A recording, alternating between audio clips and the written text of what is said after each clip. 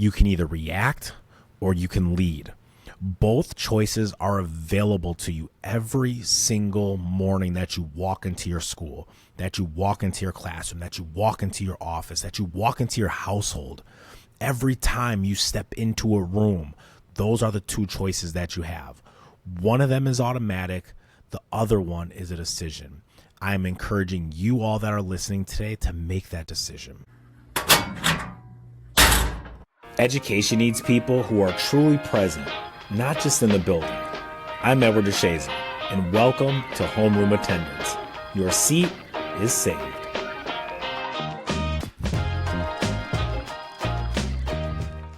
What's going on, pod? Welcome back to Homeroom Attendance. I am your host, Edward DeShazer, and today I'm asking, are you present or are you absent? Let's begin. And before we get into it, what I would always ask is if this podcast is adding something to the work that you do, if it's bringing value to you, to your thinking, to your day, to whatever it is you do in education, I would ask for a huge favor. Hit subscribe so you never miss an episode. And if you are listening on a podcast platform, Apple Podcasts, Spotify, or whatever podcast platform you may be listening on, please leave a written review or a star review, either one. It helps us get in front of more educators like yourself, so I appreciate you for that. So last week, we talked about the disruption. We gave it a name. We sat with it for a second. We acknowledged that the playbook that most people in schools are using or have studied or have been given by the teacher in front of them, the school leader in front of them, isn't working the way it used to. And by a couple comments that I got from people, I can tell that that episode resonated.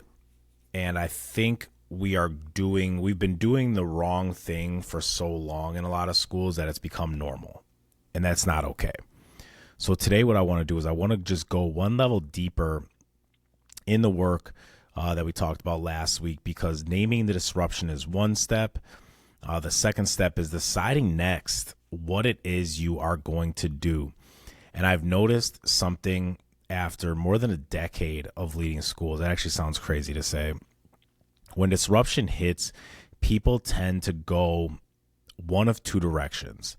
They either react or they lead. And those are not the same thing. And let me tell you what reacting looks like in a school. Reacting looks like a schedule change made at 7:45 in the morning. It looks like an email chain that has 17 replies and still no decision. It looks like a staff meeting that gets called because something went wrong. And for the entire 45 minutes, we spend that time talking about what went wrong rather than what happens next. It looks like a policy that gets written in response to that one staff, that one student on a Tuesday in October. And now this policy lives in your handbook forever, governing every student, governing every parent, governing every kid that comes in after them, because nobody stopped to ask whether the policy was actually the answer. Reacting turns individual moments into institutional decisions. A lot of dysfunction that we have inherited in education, the stuff that we shake our heads at, the stuff that we say, I don't even know why we still do it this way. A lot of that came from somebody reacting to something and calling it a solution. Now, let me be very clear. Reacting is very real. I am not here to shame anybody in a school for reacting. When you're in the middle of something hard, your nervous system does what nervous systems do. It tries to protect you, to fight, to flee, or it decides to just stand completely still and hope that whatever is coming decides to just go by. But here's what nobody tells you in any leadership program, in any behavior management program. Your nervous system was not designed to run a school. Reacting is human. leading is a choice that you make on top of that. Now, let me tell you what leading through disruption looks like. It does not mean that you have all of the answers. I want to be very clear on that, because I think some of us were sold this version of leadership where the leader always knows what comes next, and that is just a flat out lie. Leading through disruption means that you stay oriented. It means you know what you're trying to protect.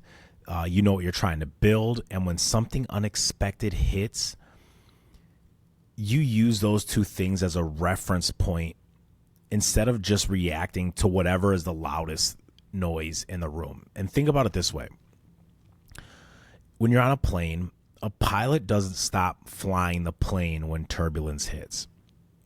They don't turn around and announce to the passengers that this was not in the original flight plan. They stay on the instruments, they trust their training, they communicate calmly, and they keep flying. You are the pilot. School leaders, you are the pilot of your school. Teachers, you are the pilot of your classroom. Your staff are not passengers, but the principle holds. When things get rough, people are watching how you move. Teachers, when things get rough, your students are watching how you move. The speed of the leader is the speed of the team, and the calm of the leader is the permission for the team to stay calm too. Now, I want to name something that gets in the way of leading through disruption, and it's the pressure to perform certainty. Leaders feel it constantly. The expectation that you walk into the building every morning with a plan, a smile, and no doubt. And when disruption hits, the pressure gets heavier because now people are genuinely looking to you for the answers you may not have. So what do a lot of leaders do? What do a lot of people do in those situations? They perform confidence they don't actually feel. They announce decisions before they've had a time to think about them, and they move fast to look like they're in control. And what ultimately ends up happening is they make things worse. And then when they have to manage the thing that they made worse on top of the original disruption, it just continues to compound into feeling worse. Performing certainty is not leadership, but providing clarity is. And those are two completely different things. Certainty says, I know exactly what is going to happen next. Clarity says, I know exactly what we stand for. I know what we're protecting. And this is how it shapes what we are going to do next. You can offer clarity even when you don't have certainty. That's actually what your people need from you versus thinking you always have to have the perfect answer. The real difference between a leader that says, I have this handled when they don't, and a leader that says, I don't have the full picture yet, but here's what I know for sure, and here's what we're going to do to figure it all out. One of those leaders builds trust, and the other one borrows it until their account runs dry. Now, let me talk to the teachers for a minute, because the teachers like, this doesn't apply to me. Teachers, you are leaders too. Everything I have said applies to you just as much as it applies to someone in a district office or in that front space of the building. Your classroom is your building. You are the leader in that room, and disruption finds its way there every single day, just at a different scale. Students walk in carrying something heavy from home, and it changes the energy before they've even said a word, before you've even said a word. A lesson that worked beautifully on Tuesday, or even last year, you run it back and it falls completely flat with this new group of students. A conversation in the hallway spills into your third period math class, and now you're managing something that you didn't plan for. And if these things sound familiar, this is what happens in schools all the time. But what reacting looks like in a classroom is raising your voice when a student raises theirs. It looks like sending someone to the office because a moment felt unmanageable, and realizing later that what that kid actually needed was just for you to stay present with them. It also looks like going home and replaying a class period on loop in your head, replaying a tough conversation you had with a student, with a coworker in loop on your head. You have convinced yourself that one bad day means that you are a bad teacher, and that is a lie that we have to stop telling ourselves in education. Reacting in the classroom is exhausting in a specific way because it feels immediate, and you feel it immediately. There's no buffer between you and the room. It's just you, you're 20, 25, 30, however many kids, and whatever is happening right in that moment. Leading through the disruption in the classroom looks a little different.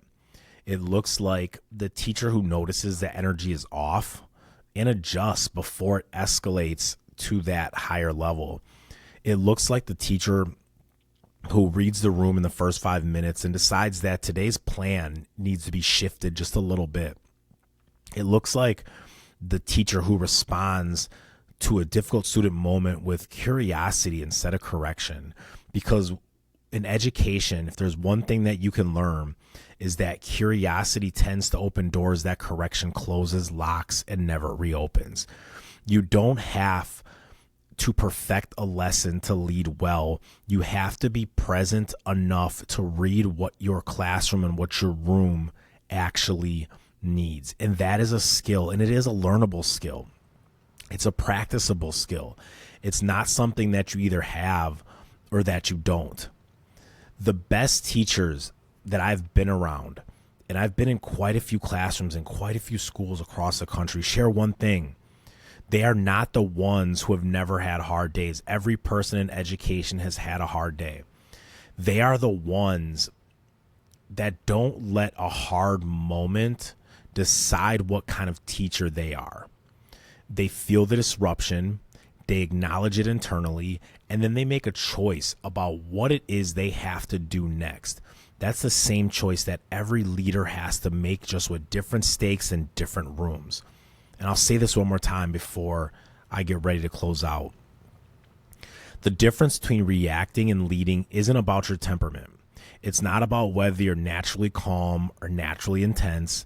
Some of the best leaders that I've met in my time, I know, who are very high energy and loud people in a room.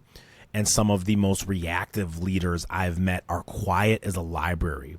The difference is about what is driving you as a leader, as an educator, as a teacher, as a principal. When you react, you are being driven by the disruption. It sets the terms. It decides what your next move is. A school can either leave its imprint on you, or you can leave your imprint on the school.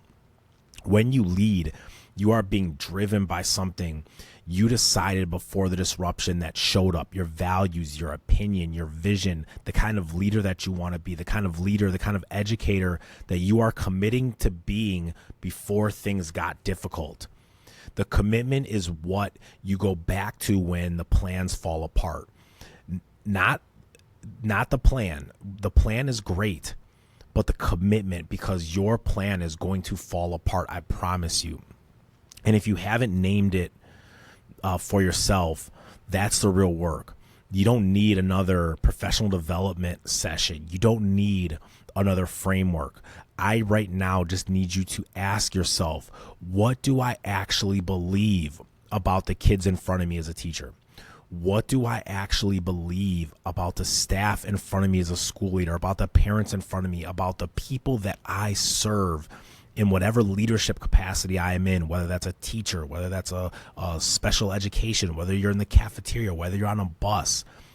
What do I believe is what's possible in front with the people that are in front of me that I lead on a day-to-day basis? And am I leading from that belief, or am I just managing whatever it is that shows up on that day? Because there's a version of this work that is purely reactive, and a lot of people are living in that version right now and calling it leadership. That is not leadership. That is survival. Leadership is what happens when you decide your values get to be louder than your circumstances.